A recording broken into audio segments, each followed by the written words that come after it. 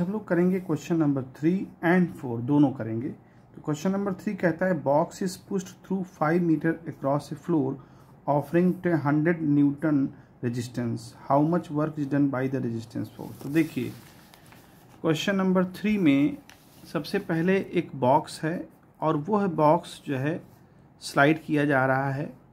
तो जाहिर सी बात है जब स्लाइड किया जाएगा तो इस पर एक फोर्स काम करेगा जो इसको पीछे जाने के लिए मजबूर करेगा। एक प्रकार से फ्रिक्शन फोर्स लग सकता है और ये 4 मीटर जो है डिस्प्लेस होता है, 4 मीटर डिस्प्लेस होता है ये अपनी जगह से।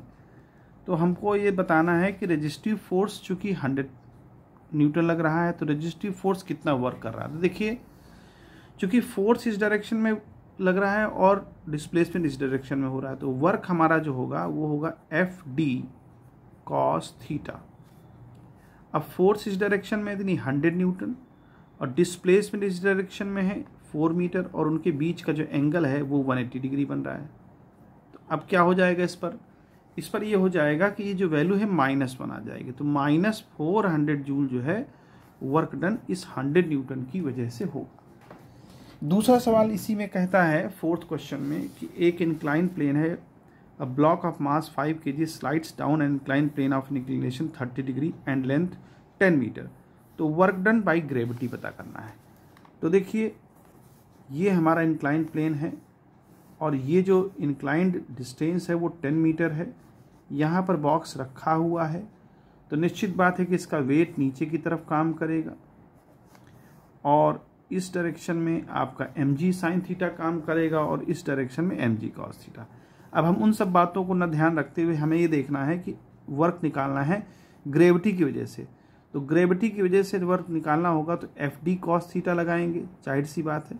डिस्प्लेसमेंट इस डायरेक्शन में हो रहा है और फोर्स हमारा जो है नीचे की डायरेक्शन में काम कर रहा है जो ग्रेविटी की वजह से। तो मास इंटू जी और डिस्प्लेसमेंट हो रहा है 10 और कॉस थीटा यानी इन दोनों के बीच में एंगल। तो देखिए ये 30 डिग्री का इंक्लाइन प्लेन है, ये 30 डिग्री होगा। तो अगर आप देखें तो ये अगर इसको नीचे खींच देते हैं तो ये 90 डिग्री होगा। तो ये वाला जो एंगल बनेगा वो 60 डिग्री बनेगा बाई मैथमेटिक्स। तो कॉस 60 डिग्री यानी कि एंगल जो डिस्प्लेसमेंट हो रहा है और जो आपका फोर्स लग रहा है ग्रेविटी फोर्स उसके बीच में एंगल 60 डिग्री है। कॉस मास हमें दे रखा है इस क्वेश्चन में 5 kg और जी की वैल्यू 9.8 ले लेते हैं। cos 60 की वैल्यू 1/2 होती है तो ये 5 टाइम्स कट जाएगा, 25 इंटू 9.8 आएगा।